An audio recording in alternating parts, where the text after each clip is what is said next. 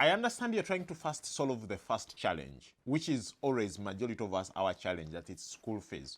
That if I get away where I can sleep comfortable, knowing that school fees is coming somewhere, I'm good to go. For anyone who has over 200 million, your school fees, your kids will study. The only question is in which schools, right? So at least that's not whether it remains in a unit trust, whether it goes to a bond, whether it goes to a fixed deposit, whether you get a good fund manager to manage your money. These days there are people who will manage money for as long as you give me that particular amount of money per month, I'm good to go. And it works, right? That one is the best you can achieve, that given the amount you have, right? Let's elevate the bar. Let's elevate the bar. Let's elevate the bar in this way.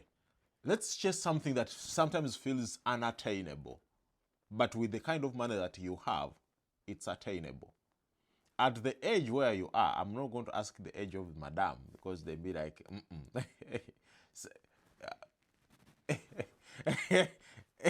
good. Perfect. So let's elevate the game higher. 12 years from now, you know? How about you say, in 12 years from now, we must do everything we can from the foundation we have right now of this big lump sum, and we have a bar.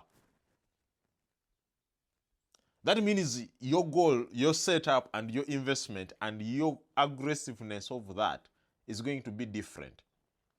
Maybe 1.5. 12 years from now, you have worked for 15 years. I've worked for close to 11, 12 years. It's not far away. When I graduated a few years ago, okay, it's not a few years ago, it's more than a decade, it felt like, but every single now and then I look back, it feels like it's 2 years ago, you know? Every time I see the kids who are graduating right now, I'm like, guys, time runs out. Do something. Don't wait. Before you know it, it will be 10 years, right? So when you look at it from that perspective, it tells you one thing, that 12 years from now is not far away. So if 12 years from now is not far away, what if you sit back and be like, how do we elevate our financial investments, or whatever investments, let's call it financial investments, to 1.5? Because at that point, this is the two things, and it's going to cover your first challenge.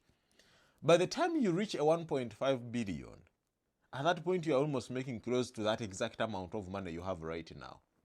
And you're making it in a year.